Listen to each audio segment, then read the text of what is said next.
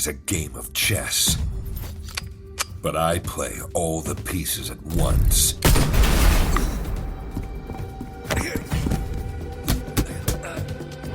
Every move, every kill is calculated. Even my death works to my advantage.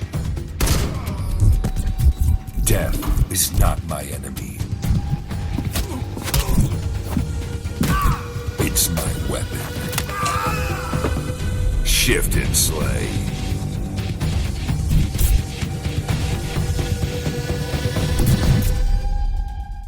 Welcome back to another episode of DLC. I'm back for another episode, and that can only mean one thing. It's time for another strategy game. As always, a big thank you to Game.Press for facilitating what this show has become and providing us with a review copy of the game. Today I'm going to be talking about Shift and Slay by indie studio Draybot Game Studios. The game released on February 27th, 2025, so only a month ago from time of recording, and is available currently on Steam. Now, before I get into all of this, I will be upfront and say that while I have put some solid time into the game, I have not completed it. Time slipped away from me, and I wanted to make sure to get a review copy out before the studio's deadline, so please take what I say with just a grain of salt. Shift and Slay is an amped up, turn-based tactical roguelike, where you fight your way through a series of dystopian cyberpunk levels, taking on clusters of progressively more powerful enemies before reaching a boss fight. There's not too much story to the game, however, as a fan of sci-fi and dystopian storytelling, I am a fan of what is presented here. You play as Slayer, the last surviving member of a squad sent in to deal with a threat, but what you find yourself stuck in is a never-ending loop. When you die, you respawn at the start of the building, retaining all your memories. Your mission is to break the endless loop by defeating all the bosses.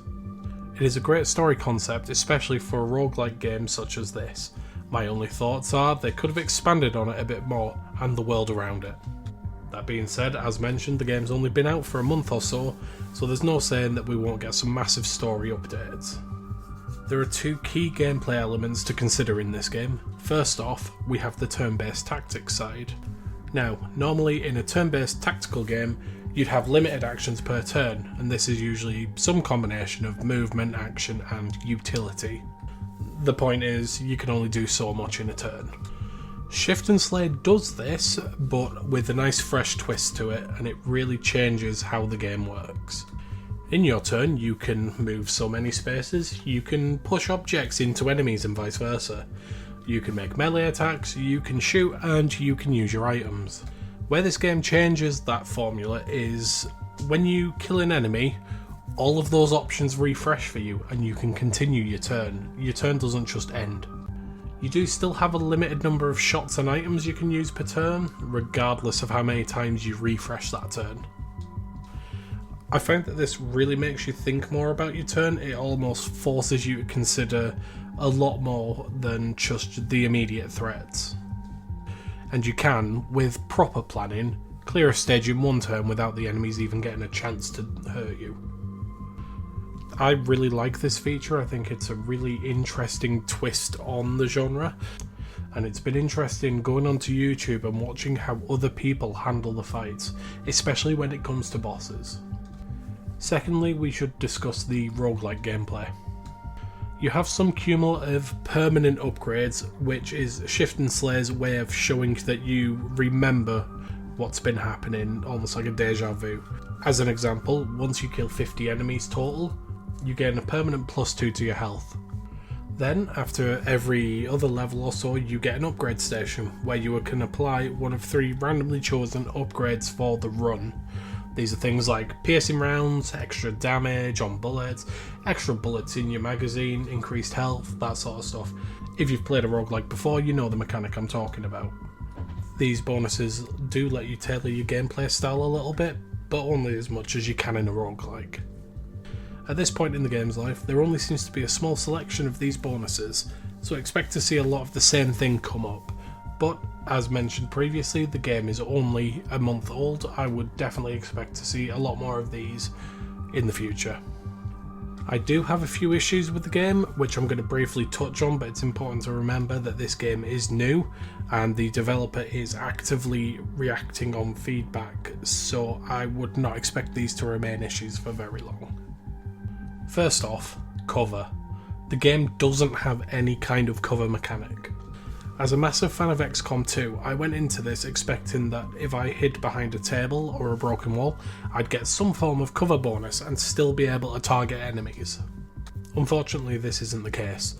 If there's a bit of scenery between you and an enemy, you cannot shoot. Doesn't matter if it's a table, small stool, or a sofa, it'll be treated as if it's a full wall.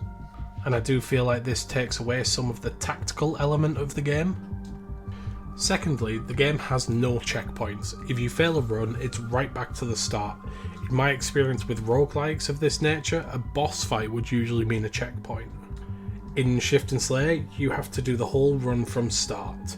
I appreciate that this is to lean into the time loop storyline, but I did find it slightly frustrating. But that could just be because this game is developed to be brutal and difficult, and I'm just not very good at it. And just to add to this, you don't find any pickups of ammo or utility items along the way. What you start with is it for you. One thing I would like to see added is more variety in weapons and utility items. You only get a pistol in your fists, along with a couple of special bullets and a few different utility items.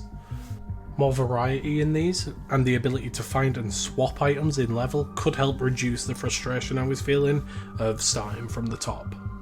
Finally, the voice acting. I can appreciate that this probably wasn't a huge priority to the developer, but in a game where you're constantly replaying the same levels, some variety would be nice. With the exception of the bosses, all enemies had the same voice and a small pool of voice lines. I'm talking 2 or 3 lines, so it does get quite repetitive quite quickly. That being said, the actual voice acting work is good and very fitting with the theme of the world. So just to finish on a bit of a high note, the art in this game is really nice. It's set in a cyberpunk world, and it has a really nice mix of grungy gang hideouts, low-level drug dens, and high-tech sterile chemical testing environments. Each type of level is quite distinct, and everything feels like it fits together really well. So, Shift and Slay. Is it worth getting? If you want a turn-based roguelike that is a bit more brutal but offers a unique twist on the genre's gameplay elements, absolutely pick it up. But if you're someone wanting to dip your toes into turn-based roguelikes, this may not be the game to start with. While it is fun and the new twists on the existing mechanics are interesting, it is quite a tough game. One final thought, and I've mentioned this already, the developer seems actively engaged in feedback, and this gives me a lot of confidence that this game will see an incredible development cycle with a lot of content updates. So, thank you to Game.Press and Draybot Game Studios for the review copy, and thank you to the listener for tuning in. See you in the next episode.